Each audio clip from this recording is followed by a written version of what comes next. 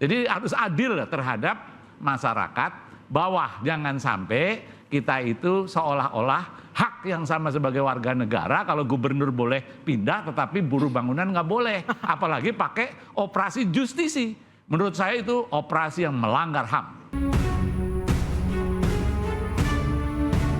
Kita tidak melakukan operasi justisia.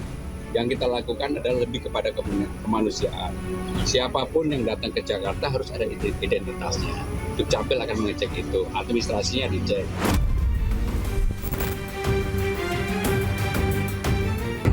Siapapun yang diajak ikut bergabung ke Jakarta benar-benar menyiapkan diri. Jangan pindah Jakarta tapi tidak bisa lebih inovatif. Jangan sampai pindah Jakarta menjadi beban Jakarta, tetapi menjadi solusi ekonomi kita semua. Siapa suruh datang Jakarta, siapa suruh datang Jakarta, sendiri suka sendiri rasa.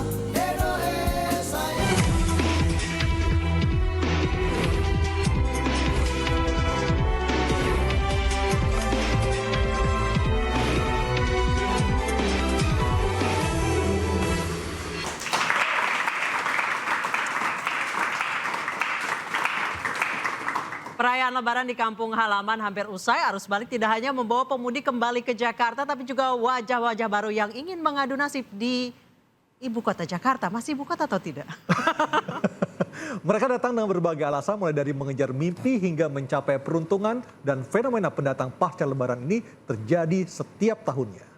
Lantas bagaimana kesiapan Jakarta menghadapi gelombang pendatang? Saya Anisha Dasuki. Dan saya Aryo Ardi. Pemirsa, inilah interupsi Siapa Suruh Datang Jakarta.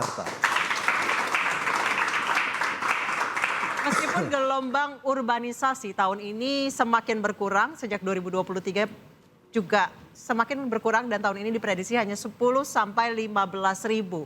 Namun di tengah gelombang PHK, seberapa siap Jakarta menampung 15 ribu orang, Pak Yani? Ya, kita perkenalkan dulu ya para narasumber ya. Udah mau main ngegas aja. Padahal mau habis liburan soalnya. Masih suasana liburan sebenarnya. Iya. Sudah ada 4 narasumber, sebelah kanan saya ada Ciko Hakim, staf sus Gubernur Jakarta. Waalaikumsalam warahmatullahi wabarakatuh. Salam. Sebelahnya ada Pak Ahmad Yani, anggota DPR DKI. Dan di sebelah kiri saya ada Kang Yayat Supriyatna, ahli tata kota. Selamat malam, Kang Yayan. Selamat malam. Dan Mas Imam Prasojo, sosiolog dari UI. Selamat malam, Mas Imam. Selamat malam. Dan para mahasiswa ada 5 perguruan tinggi ini malam hari ini. Ada Gunadarma, ada STEBI, ada UNJ, ada dari STAN juga STAN juga ada. Luar biasa, nggak libur. Luar biasa. Dan jadi Poltekkes ya. Baik, selamat malam. Terima kasih sudah hadir bersama kami. Silakan Anissa dengan Saya pertanyaan ke Pak pertama. Yani deh. Tadi pertanyaannya sama. 10 sampai 15 ribu di tengah gelombang PHK. Seberapa siap Jakarta? Ini selalu berulang loh Pak. Iya. Saya kira untuk kedatangan warga dari daerah ke Jakarta sudah Lebaran ini, kalau pandangan dari Pemprov DKI Jakarta Dukcapil ya, ada penurunan 10 sampai dengan 15 ribu ya. Ya. Nah ini kalau kita lihat perkembangan dari tahun ke tahun memang ada proses penurunan. Kenapa terjadi penurunan? Karena memang di DKI Jakarta sudah membuat satu kebijakan. Jadi dari Dukcapil sudah menyiapkan satu aturan, di mana aturan itu yang memang perlu disampaikan kepada warga masyarakat. Apa yang sudah dilakukan oleh Pemprov DKI Jakarta dalam hal ini oleh Dukcapil, yaitu melakukan penataan, ya, penataan kependudukan. Ya, untuk warga yang memang sesuai dengan domisili. Nah, dengan adanya penataan kependudukan ini, maka kita lihat bahwa pada saat ini ya tahun 2024 ya kalau tahun 2024 itu 16 ribu ya pendatang, dan perkiraan 2025 ini 10 sampai 15 ribu ada penurunan. Kenapa? Karena dengan penataan kependudukan sesuai domisili ya sudah terjadi penurunan dari jumlah warga yang akan datang. Kenapa? Karena ada aturan-aturan yang memang cukup ketat yang diberikan untuk warga. Mereka datang ke Jakarta bukan hanya sekedar datang, tapi harus dilengkapi dengan identitas. Kemudian mereka juga harus jelas bagaimana pekerjaannya ke depan kalau mau datang ke Jakarta. Belum lagi mereka juga harus punya keterampilan. Nah, ini upaya dari Pemprov DKI Jakarta untuk bisa mengendalikan warga yang datang dari luar Jakarta. Walaupun Pemprov DKI secara terbuka memang membebaskan warga untuk datang ke Jakarta bisa mengadu nasib. Bang Ciko, ada tambahan lagi dari dashboard yang disebutkan tadi, apa saja yang perlu diidentifikasi dari pendatang yang akan masuk ke kota Jakarta dari Pemda? Saya lebih memilih untuk kita membahas bagaimana Jakarta ini sebagai ibu kota ya, masih hari ini masih menjadi ibu kota. Namanya juga ibu ya, masa anaknya mau datang dilarang tolak, ya kan? Dan ini bukan beban ya, ini adalah orang ingin berkontribusi. Kita jangan selalu menggunakan diksi-diksi yang negatif. Mari kita gunakan diksi seperti masyarakat pendatang yang ingin berkontribusi. Karena kita semua ini juga pendatang kan, kita bukan asli Jakarta. Itu yang mau saya bilang gitu ya, di dalam ruangan ini mungkin Bang Yani doang nih ya, asli Betawi kayaknya nih. Ya kan, yang lain pendatang. Walaupun saya yang pendatang itu adalah kakek nenek saya, dari order lama berada di sini. Bapak ibu saya udah lahir di Jakarta juga, saya juga udah lahir di Jakarta. Tapi pada prinsipnya Jakarta ini memang sejak tahun 1940-an udah menjadi target urbanisasi ya. Melonjaknya lagi di tahun 80-an sampai tahun 2000-an dan hingga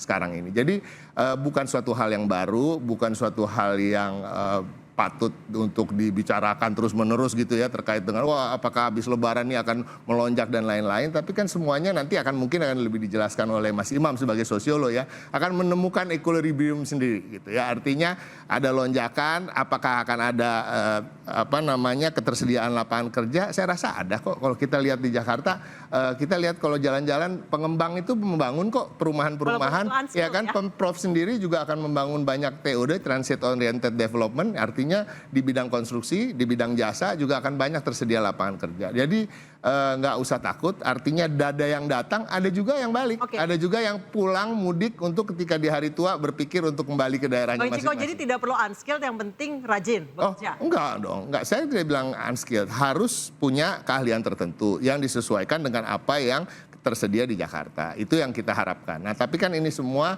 hanya bisa kita minimalisir hal-hal yang ada ekses negatifnya. Nggak bisa ditiadakan sama sekali, ya kan?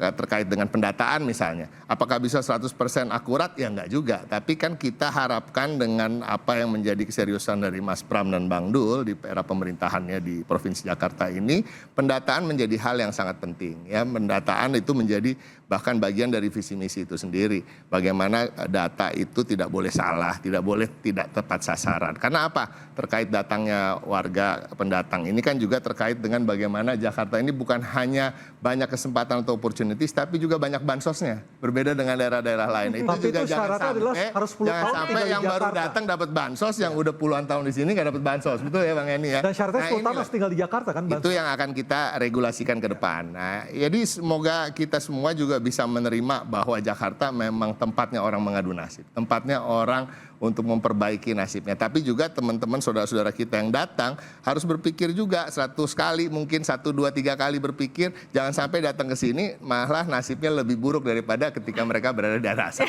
Yang saya heran 15.000 orang datang ke Jakarta, tapi tiap tahun ART itu masih jadi drama loh. Nyari ART itu masih drama. Saya ke Pak Imam. Saya ke Pak Imam. Pak Imam, yang keberhasilan mengurangi urbanisasi atau sekarang larinya justru ke kota satelit? Bekasi, Tangerang, Bogor, Karawang, yang ya mungkin Bekasi dan Karawang UMR-nya lebih besar daripada Jakarta. Dan daerah industri. Ya, jadi pertama ya sebelum ngomongin itu, pendatang itu siapa sih? Kalau kita mau hambat, mulai dari presiden, wakil presiden, sampai pekerja-pekerja.